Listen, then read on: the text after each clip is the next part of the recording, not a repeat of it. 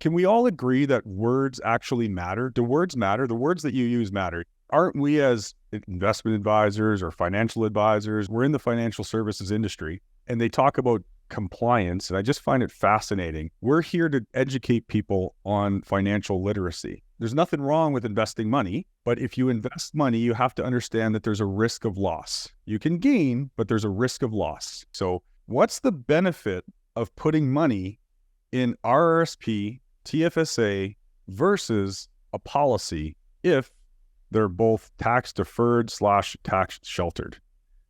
So that's a pretty loaded question, but I'm looking forward to diving into it a little bit. So is that a clear question, gang? Really, what's a TFSA? What's an RRSP? What is a policy? They're all just buckets, right? They're all just warehouses. They're warehouses for your wealth. It's a place to store inventory called capital. Keep in mind, I guess, if we're just looking straight at a TFSA, RRSP, or a policy, at this point, we're not actually talking about a process. We're not talking about the process of becoming your own banker. We're not talking about achieving really an objective. Based on the question, it's just like, what's the difference or what's the benefit of putting money in an RRSP, TFSA versus a policy? That's the question. There is no versus as it relates to storing money in a policy, because I know that if I store money in a policy, I still can gain access to capital from that policy, and I could still put money in a TFSA or an RRSP. So I just have to start by saying that. If I was going to put money anywhere, I'd first put it in the policy, and I'd borrow it out of the policy and then go fund the TFSA or the RRSP. Not to say that I do that, but that's what I'd do. But if we're doing sort of a straight comparison, personally, I don't know, do you guys like control? I'll take control. Do you like freedom? Take freedom too. Do you like to have some say in the matter of how your capital actually performs? Is there any rule out there that says, hey, Vern, if you invest money in an RRSP, or if you invest money in a TFSA, or if you save money in a policy, is there any rule that says, hey, the more money I put in a TFSA, the more money I put in an RRSP, the more money that's going to be there? Is that actually true? If you actually look at, is it true? Can we all agree that words actually matter? Do words matter? The words that you use matter, yeah? Aren't we, as investment advisors or financial advisors or financial professionals, let's use that term, okay? Because there's a lot of conversation around the title too. Let's just say we're in the financial services industry, and they talk about compliance and all these kinds of things. And I just find it fascinating. We're here to educate people on financial literacy, if you will. And isn't there a key and a distinct difference between investing money and saving money? Can we agree? Now, there's nothing wrong with investing money, but if you invest money, you have to understand that there's a risk of loss. You can gain, but there's a risk of loss. Now, this isn't 100% true. When you are putting money into a TFSA or into an RRSP, technically you can put it into like a cash account where it could be classified as savings. But generally speaking, when you're putting money into a tax-free savings account, keyword being savings, and when you're putting money into a registered retirement savings plan, the money's not actually being saved, it's being invested. So right out of the gate, personally, I like to tell the truth. And when I look at a TFSA and an RRSP, there's a lie right in the title. There's very little saving going on. It's being invested. Yeah, you can check out your risk profile. You can be, conservative and all these things. But the reality of it is, generally speaking, the money is being put at risk. So that's the first thing that I would say.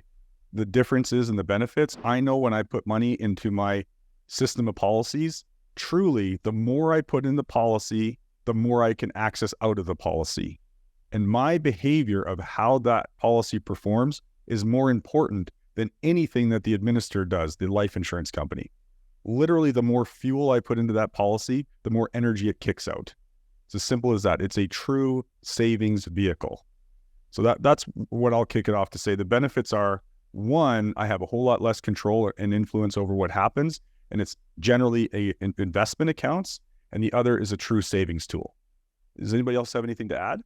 If I may, Vern, that's great. I love your point about investing, because we all know there's a lot of market volatilities in the last few years, maybe in general overall. But I know that in the chat, someone mentioned that you can put it in as cash, or you can really save it. Nowadays with the GIC, the saving interest rate is pretty high. Yes, you could do that in the vehicle like TFSA or RSP, but I also understand that life happens. When you save money there, even though it's just there, but what if you need to use the money? What happened to that account balance? That's just a point that I wanted to ask everyone to think about. Absolutely right, Jinjin. And to be fair, I did actually say that you can save money in a TFSA and an RSP. I actually did say that. So you're absolutely right. Good point. So let's talk about that, Jinjin. Let's expand on what you're actually saying. Just like I sort of mentioned, like control and access. So let's assume, Jinjin, that, you decide, hey, I like consistency. I like guarantees. I'm going to put some money in this RSP or TFSA, and I'm going to put it, though, in a cash account or in a GIC, so a guaranteed interest type of account with some kind of term or whatever. So it's growing, and maybe you keep it there, and you roll it right back in, and you like that growth, right? But then, like you said, give me an example of life happens. Like, what might occur in your life where maybe you need to access some of that money? Go ahead, Roman. Maybe your car broke or something happened to your car as it happened to my car. I was at the meeting in March doing presentation in Regina, Saskatchewan, and someone decided to just spontaneously drop rocks on my car, and my car was totaled. And I had to come up with cash to actually buy a new car. Well, yes, I got some insurance money, but guess what? It wasn't enough, and I wanted maybe a newer car, right? So I had to come up with some cash anyways. Okay. Isn't it a good example of like an emergency, right? Or repairs. An emergency. Well, hey, no big deal. Well, there's nothing preventing you from going and accessing money from your RSP or tax-free savings account, right? Can you go do that? I don't see the problem. Well, yeah, I mean, I technically can, but I don't want to pay too much tax because, when I pull money from RSP, then I have to add it to my taxable income. Okay, so RSP, but what about the TFSA? You can pull money out of that tax-free, right? 100%. Yeah. Okay. So Taran's like, oh, he wants to chime in. Well, I'm just playing devil's advocate here, guys. Like, what's the problem? Like, you can pile money up in the TFSA and in the GIC, and you can pile money up in the RSP, and Roman's car gets blown up, and he just goes to the bank or wherever, and he gets money out of the TFSA, and life is good, right? What's the problem? If I may, for myself, something that comes up, and we discuss this as a team a lot as well, right? It's that you're not comparing the same thing to the same thing.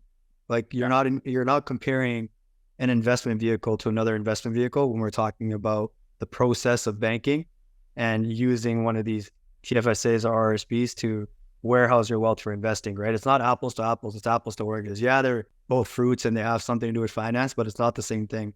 What I mean by that is, in Roman's example, Roman, you were able to go into your system of policies that you've built up, your banking system, and get access to capital on your demand.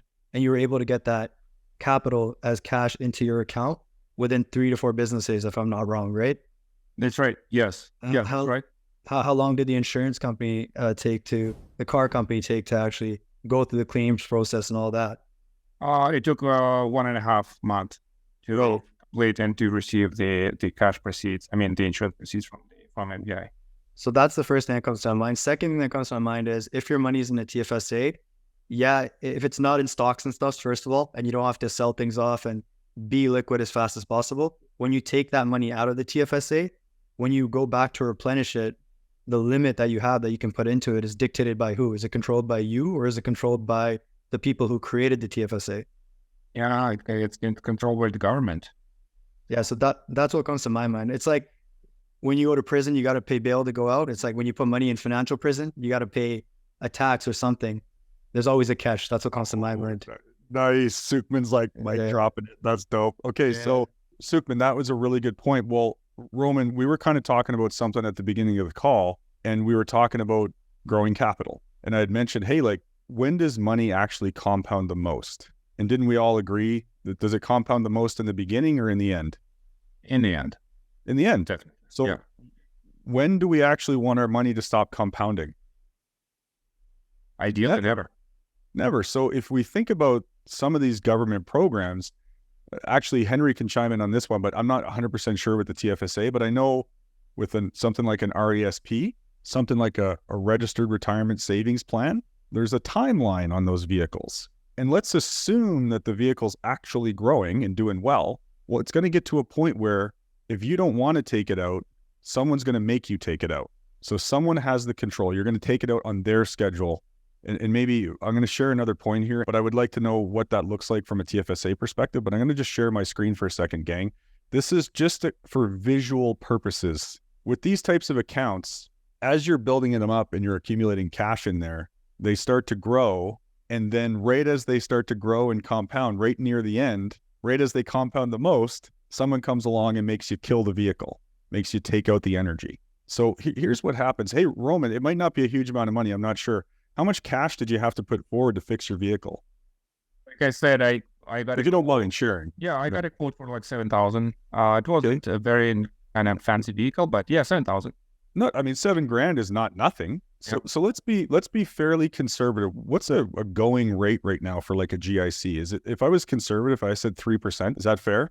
It's not even keeping up with inflation, I would say. So for the purpose of this conversation, let's just create a visual. This is all about rethinking our thinking, right? Right. So a lot of times people think, oh, that's no problem. I got the cash, no big deal. I'll just pay the cash, right? Yep. But what we don't see, what we fail to see, to Sukhman's point, if I'm gaining momentum on this vehicle, if I've got it in that financial prison, I can pay the toll by pulling the money out. But what I don't actually see is the true cost of spending, the true cost of using capital. So if I have the $7,000 accumulated somewhere in some account and I was earning just 3% on that money, let's say, uninterrupted for the rest of my days, because I never want to stop compounding my money.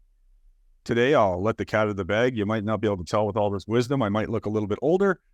I'm 39 years young today, and I hope that I outlive this number, but we're going to lean on Statistics Canada. Statistics Canada says that I'm going to be around about another 46 years. Just imagine when I make a $7,000 decision today, when I spend that cash, I actually give up the opportunity to grow that capital. I'll never get it back and I'll never grow it again. So that means when I make a $7,000 decision today, I'm actually making closer to a $28,000 decision. And I could be leaving potential of almost $21,000 of growth from my future. I'm stealing from future Vern every single time I spend $1, and I'm stealing from the next generation every time I spend $1. And you don't see that. So we want to create an entity that will allow us to grow our money uninterrupted, but while still maintaining access to that capital.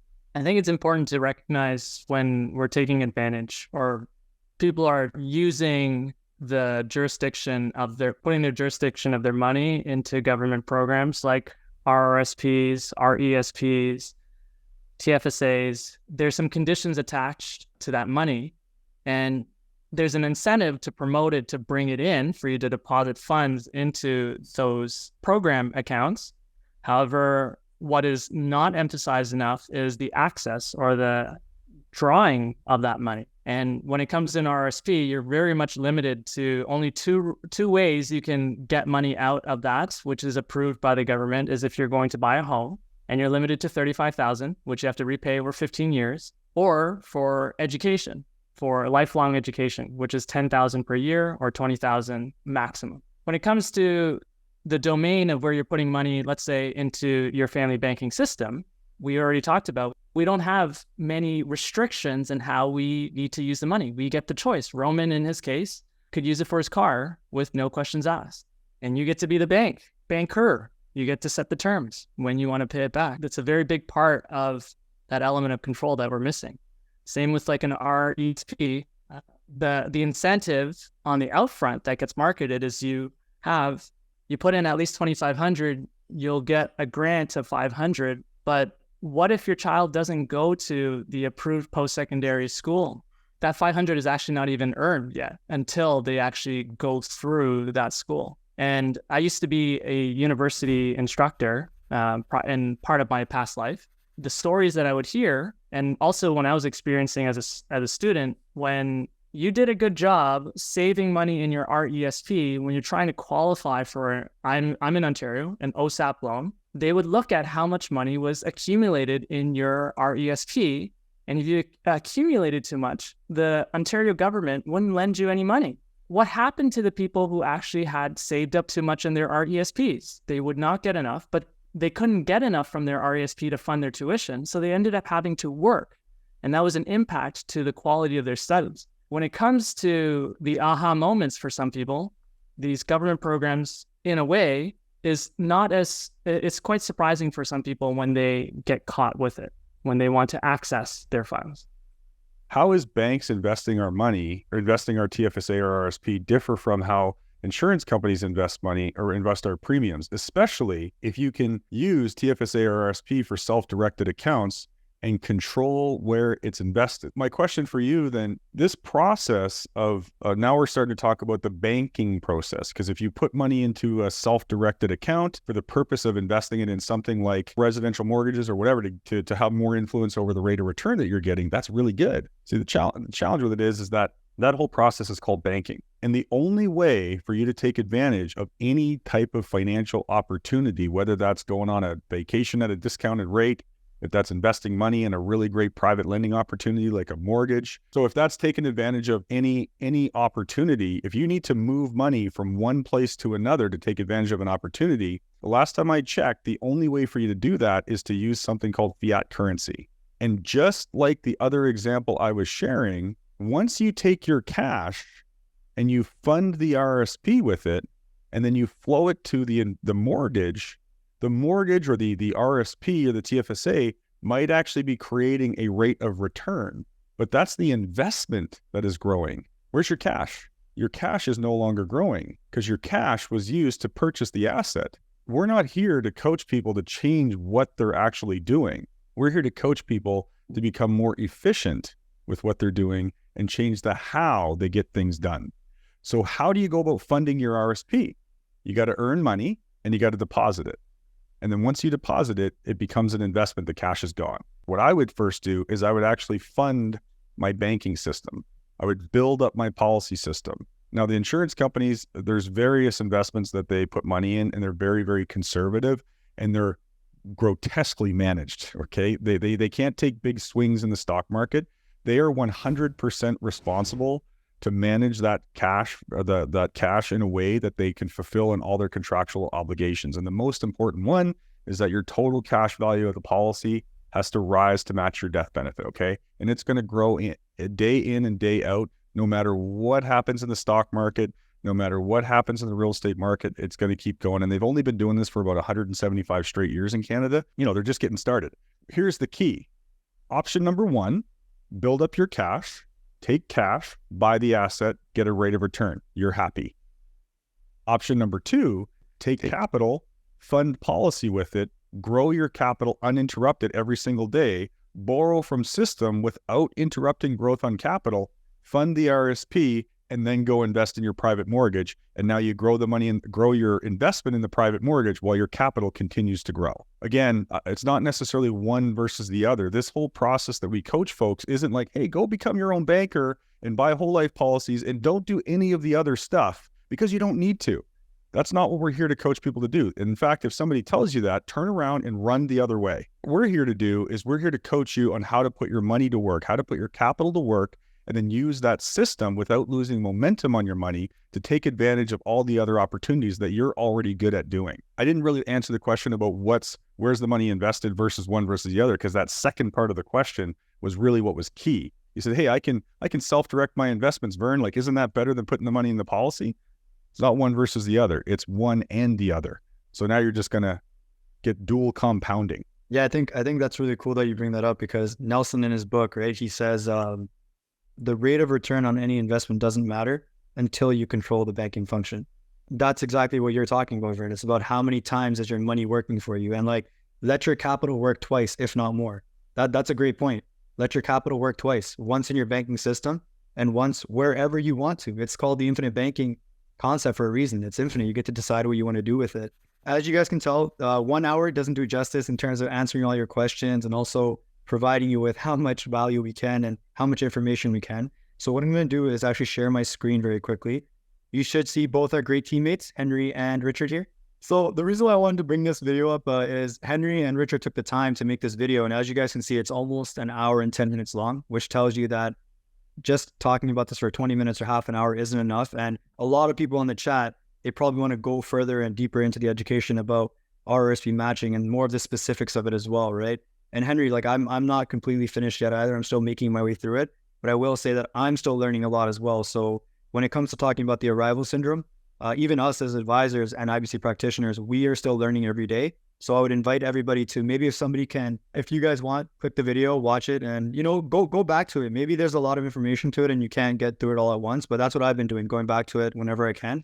And there's a lot of good gems that Richard and Henry have dropped here. What are your perspectives on using policy loans to substitute for cash deposits into the first-time home savings account, considering the latter is promoted as having similar benefits to a TFSA and RRSP? Any negatives with this approach? So first of all, I'm not going to say that there's any negatives or positives because I don't want this to be mistaken as any sort of advice. We're not here to give anybody advice because, we can't do that unless we get connected with somebody and better understand what your objectives are and how you're structured financially and all those sort of things. The only thing that I would add to that is say that if you feel like, you've done research and you feel like either the FHSA or the TFSA or RRSP or all of those are good vehicles for you to store capital, then that's great. But I think if I'm reading the question correctly, it says, what's your perspective of using policy loans to substitute for cash? Well, we've shared already at length what our thoughts are on that. Wherever possible, when I'm taking advantage of a discount, something I can get for a discount, where I'm taking advantage of something that is going to give me a good rate of return as an investment, or if I can access a policy loan to pay off or recapture third-party debt that's taken money out of my pocket, I think that's a great substitute for cash, because when I use my cash, again, I give up the opportunity to grow that capital. So I want to use my cash to fuel my policy system, and then I want to borrow against my cash value that's accumulating, and I'd like to use the insurance company's money and put it to work in the FHSA or the TFSA or RRSP. Anything to add to that, team? I would answer a little bit more specific to the nature of the savings account for first-time home buyers. The name doesn't have it, but it's a registered account. And when it's a registered account, it has the attributes basically similar to an RRSP.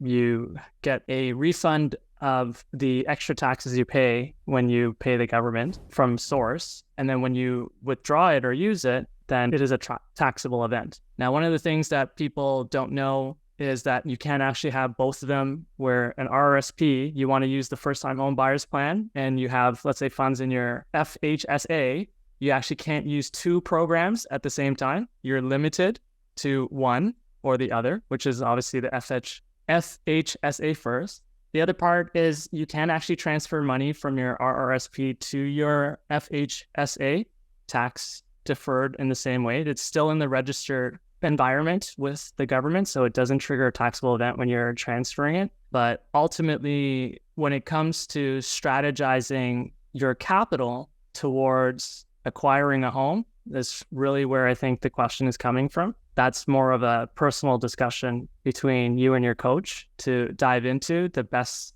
and maybe most efficient source of capital to fund your first home and whether policy loan makes sense to do that. But personally, I don't really see value in the FHSA. And, I've gotten my first home before utilizing it. So that's just my own personal perspective. If I would want to pay the simple interest of a policy loan to the insurance company, is there a way to do that? This is actually a really good question, but the question basically is, can I service policy loan interest only? Because when you pay policy loans back, the principal gets hit first. Surely you can service policy loan interest, but you're servicing it in an indirect way. So what I mean by that is this. Let's say you had a $10,000 policy loan outstanding. And now how the life insurance company calculates interest on those policy loans is they take the simple interest rate, and let's just use, 6.5% as an example. They will multiply the total policy loan by the annual interest rate, which is 6.5%. So that means there'd be $650 worth of interest that would accumulate on that loan, assuming that you didn't pay anything back to the loan at all. Because the minute you pay any part of the loan, the simple interest rate calculation is going to be based on the balance. So if I paid $1,000 to my policy loan, they would look at the $9,000 loan and then the interest would be based on 9,000, not the original 10. With that said, let's pretend in this example, to keep it simple, that you decided not to pay back any of the policy loan for the entire year, and you were going to go pay your next year's premium. So what we coach you to do, or at least what I coach my clients to do, is, okay, to service the interest, you're not technically paying the interest. You're actually just going to pay an extra $650 to the principal of the loan.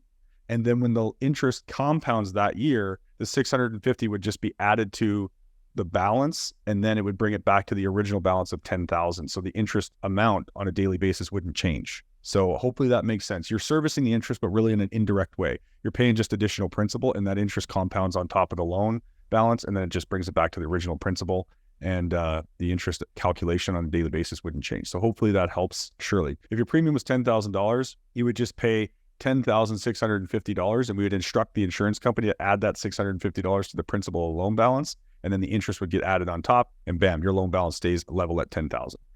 My employer matches contributions to an RRSP up to 6%.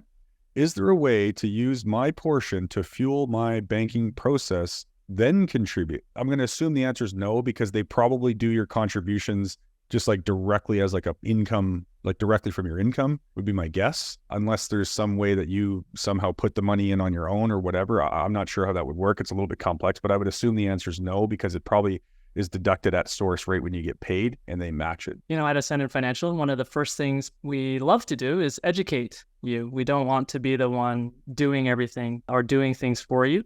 And it's important for you to learn if you want financial independence, to get more education around it. When your employer is actually contributing on your behalf, there is an equivalent taxable benefit that the government will charge you for in terms of your income. So if you are getting 6% of a match, as an example, and your salary is $100,000, you are actually going to be taxed for that year, if you've matched the RRSP deduction, $106,000, because 6% is what it is being matched. So you are getting taxed at a higher tax bracket for that extra contribution into your RRSP from the employer. At the same time, when you are getting the employer to match your RRSP, presumably if you are trying to maximize your RRSP, which is 18% of your earned income, so $18,000, that $6,000 also counts towards that contribution amount too. Let's just call it the contribution to activate the matching is 5% to get 4%. And if you have a salary range in around here, here's the amount of taxes you would pay for that. That average tax rate in this example, if you were 50,000, would pay 20.89%. So 10 divided by 50 is 20.89%. 100,000, 26.35% of taxes is of that $100,000. Now in Canada, we have what's called a progressive tax system. So the more income you earn, whether you get a bonus or extra money on top of it, you're not actually going to be paying that 26.35%. You're actually going to be paying that marginal rate. So if you've got an extra $10,000 in bonus, you are not getting the 10,000 subtract 1 minus the 26.35%. You are not getting the 73,000. You are actually going to get roughly 1 minus the 33.89%. So you're only getting 6,600 of the 10,000, because every new income you earn on top of it, you're not getting taxed at the older rate, at the lower scale, you're getting taxed at the higher rate, at the higher scale, closest to you. So if we include that mechanism related to how the RRSP deferral works, RRSP matching works, if I were to use that 5%, again, I'm not really going through the details of the calculation. Your maximum annual contribution, let's say for 100,000 is 18%, so it's $18,000. If the employer is matching if you are contributing 5%, so here's your 5% amount that you're putting in, that would be 5,000. If your employer is matching 4%, it's 1317, the deduction you would get is 1317. The matched amount is 4,000. The taxable benefit is 1356. You can see approximately where it doesn't make sense is around $100,000 and up, the employer match, you're actually paying taxes today to get the employer match, even though they're putting more money in because of that taxable benefit. Now, if I were to just make it interesting, if you put 6% to match 6%, you're actually paying more taxes today to take advantage of the deferral to get the contribution into your RRSP. A lot of the most common things people talk about in terms of managing their budget, they'll look at like, how much money am I putting towards entertainment, or how much money am I putting towards vacation? And you spend all your time itemizing all of these things. And what's really important, if you take a step back to look at things from the money that you earn and you break down who is getting all of your money, that actually makes things a lot easier for you to track.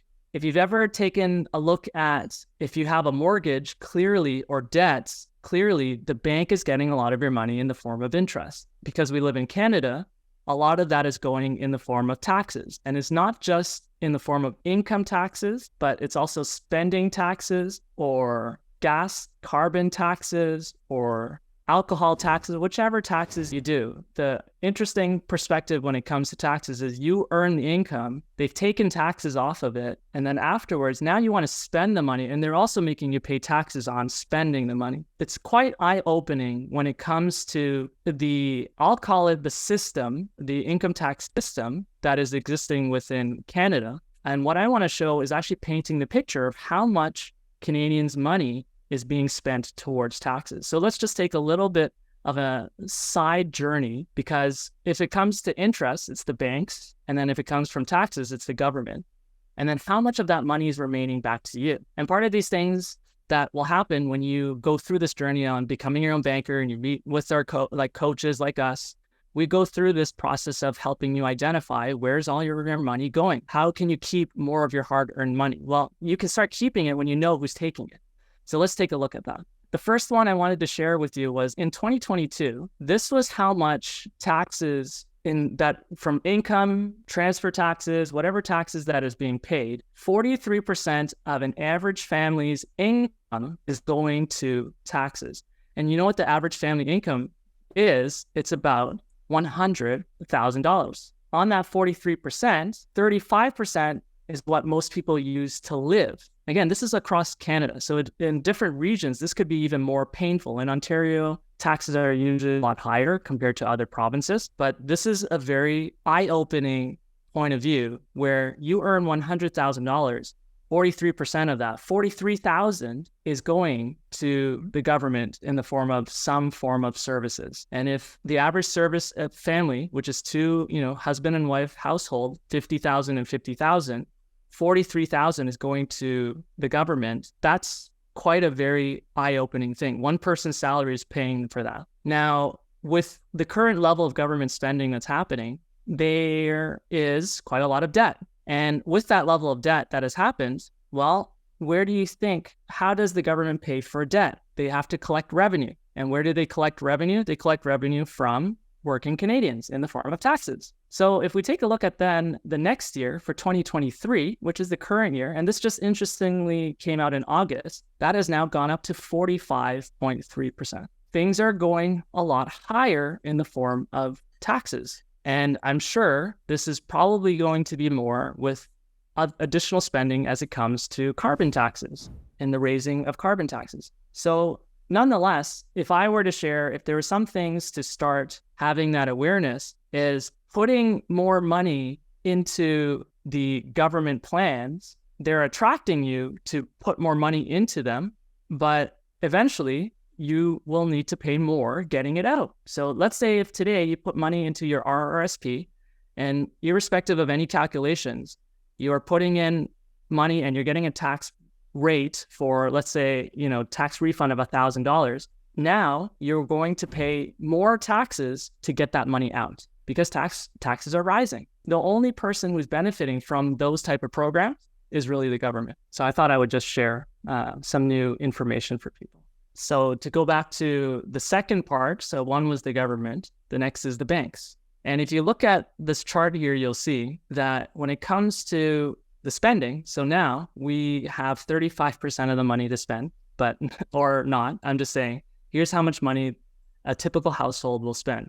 20% of that money that they earn goes to autos, 30% goes to housing, 40% goes to living, 10% goes to savings. So we add all of that up. That is where your 100% of your dollars are going. Now, the next thing I want to highlight is next to it is in terms of autos, the way people spend or consumers will spend for auto is to, let's say, get a car loan because they don't have enough of that money up front to pay for it. So this 5%, this red number you see here is 5% related to the interest that is being paid. The next is housing. Now, this is potentially at that time, but for a lot of people, this amount of interest for housing could be a lot higher. But let's just use 25% as that example. It's related to interest. And then 8% is related to living. Maybe people spend on line of credits and things of that nature. And then their savings, they're not really getting much interest up into that.